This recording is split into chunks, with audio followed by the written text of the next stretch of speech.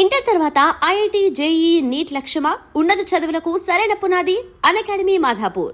Sir నమస్తే. నమస్తే. So Himanta Biswa Sharma ఆయన ముందు నుంచి ఏం మాట్లాడినా కొంచెం కాంట్రవర్సీ అవుతుంది అనుకున్నారు. But for the first time తీవ్రమైనటువంటి ఆరోపణలు చేశారు. అది కూడా ఎప్పుడో సిట్ ఏర్పాటు చేశారు, 6 నెలలు దాటింది. ఇప్పుడు హిమంత ఎందుకు మాట్లాడుతున్నాడు అనే మాట గౌరవ్ గొగోయ్ అడుగుతున్నారు. ఎలక్షన్స్ వస్తుంది, మాట్లాడక తప్పని పరిస్థితి. వెస్ట్ బెంగాల్ ఎలక్షన్స్ రాబోతుంది. అది కూడా కాదు, దీనికన్నా ముందు ఎస్ఐటీ పెట్టినప్పుడు కూడా, స్పెషల్ ఇన్వెస్టిగేటింగ్ టీం పెట్టినప్పుడు కూడా ఆయన ఏమన్నారంటే వాళ్ళ రిపోర్టు మార్చ్ దాకా వచ్చేస్తుంది, నేను మార్చ్లో ఇది మొత్తం ఎక్స్పోజ్ చేస్తా అన్నారు. సో బహుశా రిపోర్ట్ కొన్ని రోజుల ముందు వచ్చేసి ఉంటుంది, ఇంకా పబ్లిక్లో రిలీజ్ చేయలేదు. ఆయనకు యాక్సెస్ ఉంటుంది యాజ్ అ సీఎం. వీళ్ళు నడిమిట్లో ఉన్న గొడవ కవిత గారు ఇప్పుడు మొదలు కాలేదు. హిమంత బిశ్వ శర్మ అండ్ గౌరవ్ గొగోయ్ వాళ్ళ ఫాదర్ తరుణ్ గొగోయ్ ఎప్పుడు ఆర్చ్ ఎనిమీస్ ఉండే కాంగ్రెస్లో, ఇద్దరికి పడదు. మీకు గుర్తుంటుంది, ఈయన పార్టీ నుంచి బయటికి రావడానికి కారణం గొగోయ్ ఫ్యామిలీ, ఎస్పెషలీ తరుణ్ గొగోయ్. అప్పుడు ఆయన సీఎంగా కూడా ఉన్నారు. కరెక్ట్. ఒకరోజు రాహుల్ గాంధీ దగ్గర వీళ్ళిద్దరి గొడవ చాలా పైదాకా వెళ్ళిపోయింది వితౌట్ ఎనీ రెజల్యూషన్. అప్పుడు రాహుల్ గాంధీ దగ్గర ఒక మీటింగ్ అడిగారు హిమంత బిశ్వ శర్మ, సీనియర్ కాంగ్రెస్ లీడర్ అస్సాం నుంచి. సరే అని చెప్పి రాహుల్ గాంధీ పిలిపించి 3 రోజులు వెయిట్ చేయించాడు అస్సాం భవన్లో. దానికోసం ఒకరోజు రమ్మన్నారు. వచ్చినప్పుడు రాహుల్ గాంధీ కుక్కకి బిస్కెట్లు తినిపిస్తున్నాడు, డాగ్ బిస్కెట్స్. అంతా అయిపోయిన తర్వాత అది కుక్క తింటుంది, ఇంత మాట్లాడుతున్నాడు అనుకుంటే మాట్లాడలేదు, కుక్క దగ్గర మాట్లాడుతున్నాడు. అంటే ఈయన ఇగ్నోర్ చేసినట్ల. పీడియా అప్పుడు ఏదో పేరు కూడా వచ్చింది. ఆ రోజు హిమంత బిశ్వ శర్మ గారికి బిస్కెట్లు పెట్టడానికి ఏం చేశారంటే అదే ప్లేటు, ఏది కుక్కకి పెట్టిన బిస్కెట్ ప్లేటు రాహుల్ గాంధీ 3 రోజుల తర్వాత పిలిచి మీటింగ్లో ఏం మాట్లాడకుండా ఆయన్ని ఈ బిస్కెట్ ఇచ్చినప్పుడు హిమంత బిశ్వ శర్మ గారికి కోపం వచ్చి పార్టీ విడిచి వెళ్ళిపోయినారు. అదే రోజు సాయంత్రం బీజేపీలో జాయిన్ అయ్యండి. దాని తర్వాత హిస్టరీ మొత్తం మారిపోయింది అస్సాంతో, మీకు తెలిసిందే. అస్సాం పొలిటిక్స్ అనేది ఒక చాలా కాంప్లికేటెడ్ పొలిటిక్స్. ఎవరు అస్సాంని కంట్రోల్ చేస్తారో వాళ్ళు యూజువలీ నార్త్ ఈస్ట్ కూడా కంట్రోల్ చేస్తారు. 7 సిస్టర్స్ నార్త్ ఈస్ట్ అంటాం మనం. ఎందుకంటే అస్సాం నుంచి అన్ని యాక్సెస్ ఉంటుంది, మీకు రెవెన్యూ యాక్సెస్ ఉంటుంది, ఫిజికల్ మూమెంట్ యాక్సెస్ ఉంటుంది, అది కూడా సెక్యూరిటీ యాక్సెస్ ఉంటుంది.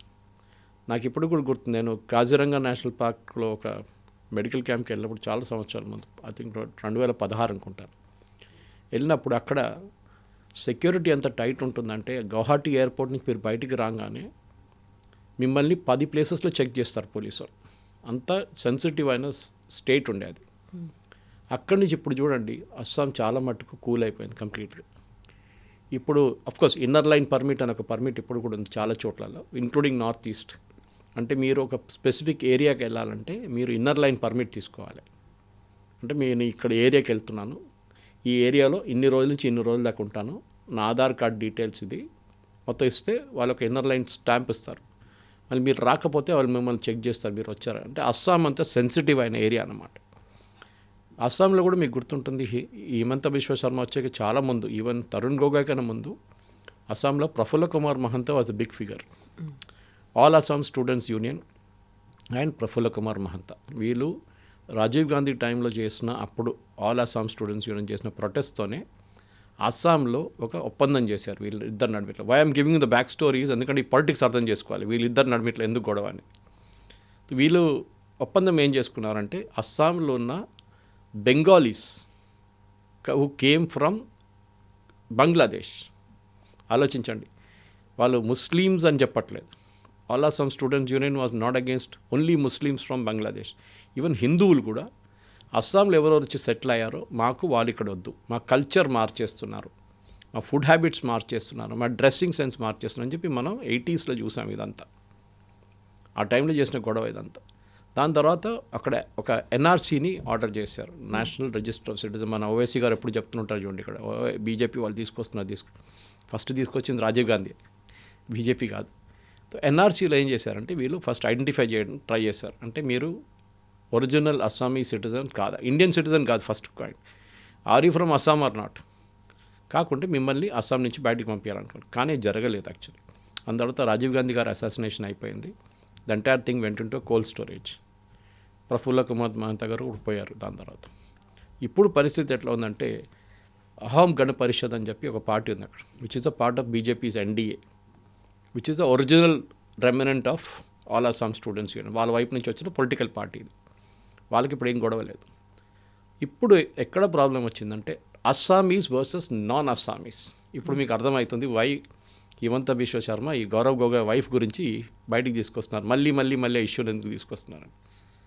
అస్సామీ ప్రైడ్, అస్సాంకున్న ఒక ఇండివిజువాలిటీని మెయింటైన్ చేయడానికి హిమంత చాలా స్ట్రైవ్ చేస్తున్నారు. మీకు గుర్తుండేది ఫస్ట్ టర్మ్లో హిమంత బిశ్వ శర్మ ముఖ్యమంత్రి కాదు ఆ టైంలో, he was union minister. Sarbananda Sonowal ముఖ్యమంత్రి ఉన్నారు ఆ టైం. తర్వాత ఇది మార్చి సర్బానంద సోనోవాల్ని యూనియన్ అక్కడ తీసుకెళ్లారు, ఢిల్లీకి తీసుకెళ్ళి ఆయన మినిస్టర్ చేశారు యూనియన్. ఇక్కడ Himanta Biswa Sarma was brought in to Assam. Himanta Biswa Sarma ఇప్పుడు బీజేపీలో one of the rising stars.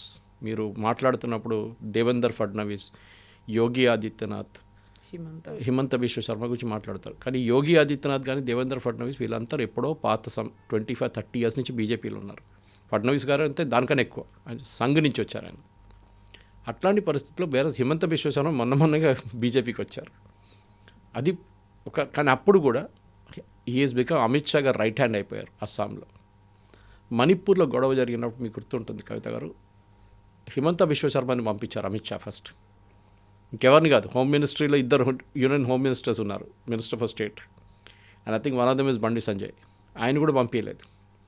Himanta Biswa Sharma పంపించిన ఆయనకి నార్త్ ఈస్ట్ అంటే చాలా పట్టుంది. దానికోసం చూడండి, మొన్న కూడా గవర్నమెంట్ ఫామ్ చేసినప్పుడు కూడా హిమంత బిశ్వ శర్మ దగ్గర కన్సల్ట్ చేశారంట, మీరు సెక్యూరిటీ మెయింటైన్ చేయవచ్చా లేదా అని. ఎందుకంటే ఏ సెక్యూరిటీ ఫోర్సెస్ పంపించాలని అస్సాం నుంచి పంపించాలి. ఎందుకంటే మనకు ల్యాండ్ రూట్ ఒకటే ఉంది, బంగ్లాదేశ్ నుంచి ఉండే ముందు మనకు సీ రూట్ లేదు నార్త్ ఈస్ట్కి, అటువైపు నుంచి మేఘాలయ వైపు నుంచి మిజోరాంకి ఎక్కడ వెళ్ళలేము మనం. So Himanta Biswa Sharma is become very very crucial. So Himanta Biswa Sharma target ఇప్పుడు తరుణ్ గొగోయ్ తర్వాత గౌరవ్ గొగోయ్. తరుణ్ గొగోయ్ కొడుకు అనే దానికి బట్టి గౌరవ్ గొగోయ్ని కూడా ఇవ్వట్లేదు ఆయన. ఫ్రెష్ టార్గెట్ ఏం దొరికారంటే ఈయన వైఫ్ మీరు చెప్పారు Elizabeth, she the British citizen. ఆమె పాకిస్తాన్లో ఒక ప్రాజెక్ట్లో పనిచేస్తుంది క్లైమేట్ చేంజ్ గురించి. ఆ పాకిస్తాన్ ప్రాజెక్ట్ నడిపించే ఒక హ్యాండ్లర్ ఒక ఆయన ఉన్నారు, ఆయన పేరు నేను మర్చిపోయాను.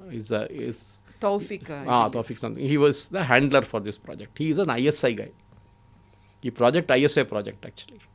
దీని ఫండింగ్ యూఎస్ నుంచి వస్తుంది, కానీ యూజ్ చేసేది ఇంకేదనుకో. పాకిస్తాన్లో పెద్ద క్లైమేట్ ఇష్యూ ఏం లేదు అక్కడ. ఇది మన ఏం చెప్తారు, అక్కడ థర్మల్ ప్లాంట్స్ కానివ్వండి ఇట్లాంటి చాలా తక్కువ అక్కడ. మీకు ఇష్యూస్ ఏం లేదు, ఓజోన్ లేయర్ ఏదైనా కానివ్వండి, కార్బన్ ఎమిషన్స్ కూడా. ఈమె రెగ్యులర్గా పాకిస్తాన్కి వెళ్తుండే. ఆ టైంలో ఈమె పెళ్లి కాలేదు, they were having a romance. వెళ్ళి రెగ్యులర్గా వస్తున్నప్పుడు అప్పుడు యూపీఏ గవర్నమెంట్ ఉండే, ప్రాబ్లం ఎక్కువ లేకుండా. ఐ థింక్ సమ్వేర్ ఇన్ 2012 తర్వాత ఐ థింక్ 2015 ఎక్కడో వీళ్ళ పెళ్లి అయింది. తర్వాత అప్పుడు బీజేపీ ఎన్డీఏ గవర్నమెంట్ వచ్చారు. ఈయన యాక్టివిటీస్ నోట్ చేస్తున్నారు. ఒక టైంలో ఈయన ఎంపీ లేని టైంలో he went through Wagah check post or was it Attari, ఏదో ఒక ల్యాండ్ చెక్ పోస్ట్ నుంచి వెళ్ళారు. రూల్ ఏంటంటే మీరు పాకిస్తాన్కి వెళ్తే మీరు మినిస్ట్రీ ఆఫ్ హోమ్ అఫేర్స్ని ఇన్ఫార్మ్ చేయాలి మీరు అక్కడికి వెళ్తున్నారని చెప్పేసి. ఈయనేమన్నారు, నేను ఆ వైఫ్ అక్కడ పనిచేస్తుంది, నేను చూడడానికి వెళ్ళాను ఆమెని. మీరు ఒక ఇండియన్ పాలిటీషియన్ ఉండి ఒక సెన్సిటివ్ నార్త్ ఈస్ట్ స్టేట్ నుంచి వెళ్తున్నప్పుడు మీరు హోమ్ మినిస్ట్రీకి ఎందుకు ఇన్ఫార్మ్ చేయలేదు? ఆయన ఏమంటున్నారంటే నా ఇన్ఫర్మేషన్ ప్రకారం ఓన్లీ ఎంపీస్ అంటే ఎలక్టెడ్ పోస్ట్లో ఉన్న వాళ్ళు వెళ్తే వాళ్ళే ఇన్ఫార్మ్ చేయాలి, మిగతా వాళ్ళు ఇన్ఫార్మ్ చేయక్కర్లేదు. యాక్చువల్లీ తప్పు. You have to inform. అది ఎవరైనా కానీ నేను కూడా పాకిస్తాన్కి వెళ్తే మనం ఇన్ఫార్మ్ చేయాల్సింది union home minister. In fact Pakistani citizens ఇండియాకి వస్తే, ఇప్పుడు మీ దగ్గర పాకిస్తాన్ నుంచి ఎవరైనా వచ్చారనుకోండి మీ ఇంట్లో ఉండడానికి, you are suppose to inform the special branch. దగ్గరున్న స్పెషల్ బ్రాంచ్లో వీళ్ళ పాస్పోర్ట్ కాపీ, ఎన్ని రోజులు ఉంటారు అని ఆ డీటెయిల్స్ మీకు ఇవ్వాల్సి వస్తుంది. హోటల్లో ఉన్నారనుకోండి, హోటల్ వాళ్ళు ఇన్ఫార్మ్ చేస్తారు స్పెషల్ బ్రాంచ్ని. ఇన్ఫ్యాక్ట్ వాళ్ళు వచ్చి చెక్ చేస్తారు ఫిజికల్గా ఈ మనిషి ఉన్నాడా లేదా ఇక్కడ అని చెప్పేసి. అది కూడా రెస్ట్రిక్షన్ పెడతారు వాళ్ళకి. మీరు హైదరాబాద్ ఇక్కడ వెళ్ళొచ్చు, ఇక్కడ వెళ్ళకూడదు. అది కొన్ని ఏరియాస్ ఉంటుంది, కంచన్ బాగ్ వైపు, డిఆర్డిఎల్ అక్కడ వెళ్ళకూడదు. మీరు హెచ్ఏఎల్ బాల్నగర్ వైపు, హెచ్ఏఎల్ ఇస్రో ఉంది అక్కడ ప్రాజెక్ట్, అక్కడ వెళ్ళకూడదు. సో సర్టన్ సెన్సిటివ్ ప్లేసెస్కి వాళ్ళు వెళ్ళనియరు అనమాట. సో తరుణ్ గొగోయ్ ఇష్యూలో వచ్చినప్పుడు, దాంతో గౌరవ్ గొగోయ్ ఇష్యూకి వచ్చినప్పుడు కూడా హిమంత బిశ్వ శర్మకి అప్పటి నుంచి గొడవ ఉంది. సో ఎలిజబెత్ పెళ్లి తర్వాత కూడా ఆమె పాకిస్తాన్ వెళ్ళడం రెగ్యులర్. ఆమె పేమెంట్స్, శాలరీ పేమెంట్స్ ఒక ఇండియన్ బ్యాంక్ అకౌంట్కి వస్తుండే ముందు. అక్కడి నుంచి సడన్గా అది బ్రిటిష్ బ్యాంక్ అకౌంట్కి ట్రాన్స్ఫర్ అయిపోతుంది ఒకటే రోజులో. ఇది ఒక డౌట్ వచ్చింది హిమంత బిశ్వ శర్మ. ఆయన ఏం చేశారంటే ఒక స్పెషల్ ఇన్వెస్టిగేటింగ్ టీమ్ని పెట్టారు. ఆ ఇన్వెస్టిగేటింగ్ టీం ఇప్పుడు మార్చ్ దాకా రిజల్ట్స్ వాళ్ళ రిపోర్ట్ రావాలంటే బహుశా ఆయన కనుక ముందు వచ్చేసారు, అదే నేను ఇన్ఫర్ చేస్తున్నాను. దాంట్లో వచ్చిన ఫైండింగ్సే హిమంత బిశ్వ శర్మ మాట్లాడుతున్నారు.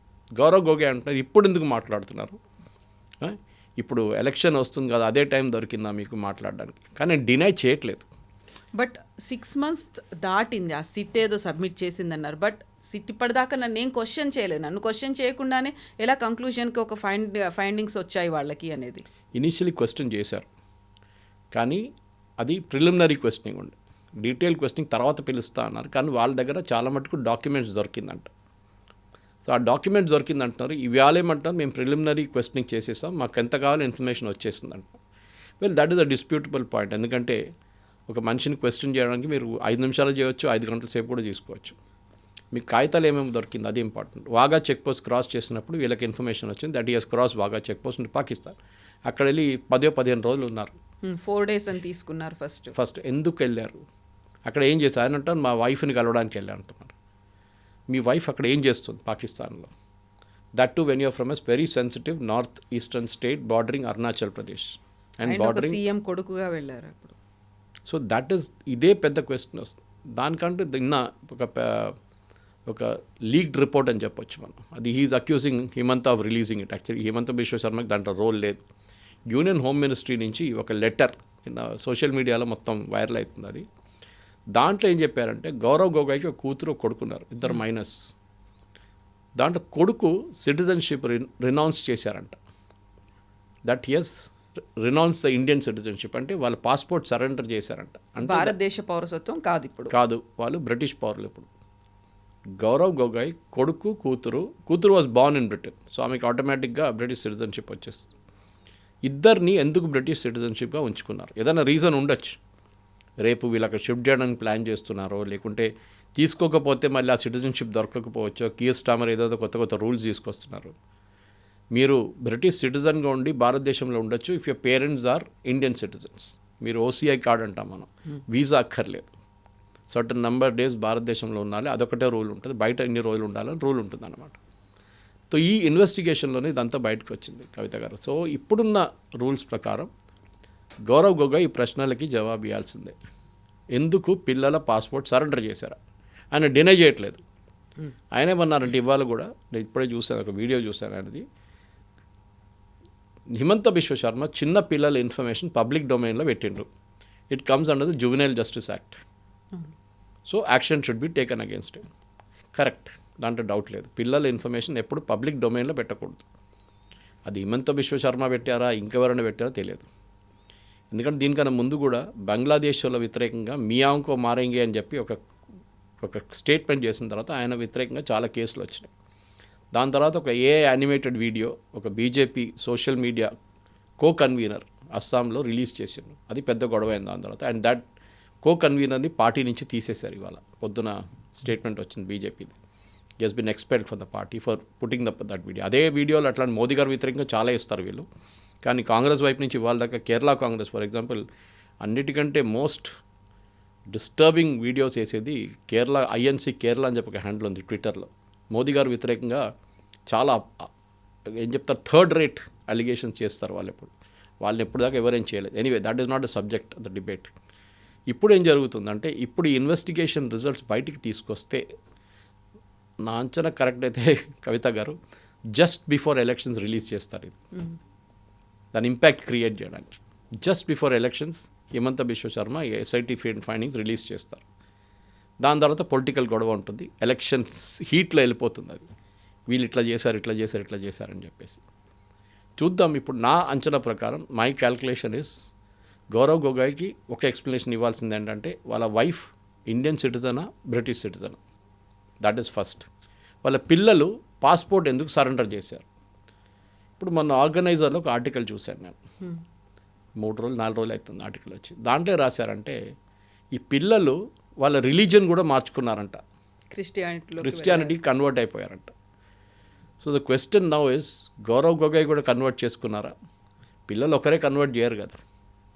వాళ్ళ వైఫ్ ఇస్ అ క్రిస్టియన్, వాళ్ళకు she has every right to demand. Sonia Gandhi భారతదేశానికి వచ్చి పెళ్ళైన తర్వాత ఎన్నో సంవత్సరాల తర్వాత ఇండియన్ సిటిజన్ తీసుకున్నారు. ఆమె వ్యతిరేకంగా కూడా కేసు నడుస్తుంది ఒకటి ఢిల్లీలో, దట్ షీ హాస్ ఎన్రోల్ చేశారు ఆమెను as a voter and she was not an Indian citizen అని చెప్పేసి. యాక్చువల్గా పెళ్ళైన 7 years తర్వాత they can enrol. Yes, but the problem is already వాళ్ళ లిస్ట్లో వచ్చేసారు. సో లిస్ట్లో వచ్చినప్పుడు వాళ్ళు ఏమంటుంది, మీరు ఇండియన్ సిటిజన్ లేనప్పుడు ఎట్లా మీరు ఎలక్ట్రల్ రోల్లో వచ్చారంటే ఆమె ఏమంటుందంటే సోనియా గాంధీ నాకు తెలియదు, ఎవరో వేసారు లిస్ట్లో, నేనేం చేయాలంటున్నారు. ఆబ్వియస్లీ షీ వాజ్ ద అప్పుడున్న ప్రధానమంత్రి Indira Gandhi daughter in law. So obviously ఎవడు ఎలక్షన్ కమిషన్కి ఎవడు దమ్ము లేదు అడగడానికి, మీ పేరు వేసాను తీయాలనా పెట్టాలనా అని ఎవరు అడగారు. అది ఉంచుకున్నారు అట్లానే. ఎనీవే డ్యూరింగ్ ఎమర్జెన్సీ మీకు గుర్తుంటుంది, రాజీవ్ గాంధీ అండ్ సోనియా గాంధీ పారిపోయారు ఇండియా నుంచి. ఆ ఎమర్జెన్సీ టైంలో వాళ్ళు ఇండియాలో లేరు ఇద్దరు. That's a different story. నాకు ఇప్పుడు కూడా చాలా బాగా గుర్తుంది, ఎందుకంటే ఆ టైంలో ఎమర్జెన్సీ డిక్లేర్ చేసిన టైంలో కూడా నేను ఆ టైంలో స్కూల్లో కాలేజీలో ఉన్నాను. ఆ టైంలో అప్పుడు ఇది పెద్ద న్యూస్ ఉండేది, that both of disappeared from India అని చెప్పేసి. ఎనీవే గౌరవ్ గొగోయ్ కేసుకు వచ్చినప్పుడు ఇప్పుడు అస్సాంలో ఆయనకు ప్రాబ్లం ఏంటంటే కవిత గారు, ఆయన ఒక 1-man ఆర్మీ అస్సాంలో. అస్సాంలో ఉన్న కాంగ్రెస్ లీడర్స్ ఎవరు ఆయన సపోర్ట్ చేయట్లేదు, మెజారిటీ ఆఫ్ దమ్. దానికి చాలా ప్రాబ్లమ్స్ ఉన్నాయి. Again you have to go back to Tarun Gogoi. ఆ టైం నుంచి ఉన్న గొడవ అన్నమాట. కాంగ్రెస్ అస్సాంలో ఎందుకు వీక్ అయిందంటే, ఒకటి AIUDF Muslim party, Bangladesh Muslim party north అస్సాంలో వాళ్ళకు ఒక 27 సీట్లు, 27 నుంచి 29 సీట్ల దాకా వాళ్ళకి ఇన్ఫ్లుయెన్స్ ఉంది అక్కడ. Badruddin Ajmal is the leader. వాళ్ళు ఎప్పుడు ఎలక్షన్ అక్కడి నుంచి 25-26 సీట్లు గెలుస్తారు వాళ్ళు. హిమంత బిశ్వ శర్మ ఎప్పుడో చెప్పారు, ఇట్ ఈస్ అనదర్ బంగ్లాదేశ్ అని చెప్పారు. దానికోసం అక్కడి నుంచి మియాస్ని మొత్తం క్లియర్ చేస్తారని చెప్పారు. కానీ ఈసారి అన్నిటికంటే తక్కువ అస్సాంలో స్పెషల్ ఇంటెన్సివ్ రివిజన్ జరగలేదు. అస్సాంలో జరిగింది special revision. This are huge difference. అది ఎందుకు జరగలేదని చెప్పి సుప్రీంకోర్టుకి వెళ్ళారు వీళ్ళందరూ కలిసి. మిగతా అన్ని చోట్లలో మీరు ఎస్ఐఆర్ చేసిన అస్సాంలో ఒకటే ఎందుకు చేయట్లేదు. అప్పుడు యూనియన్ గవర్నమెంట్ క్లారిఫై చేశారు, ఎలక్షన్ కమిషన్ క్లారిఫై చేశారు. అస్సాంలో national register for citizens already implement చేశారు.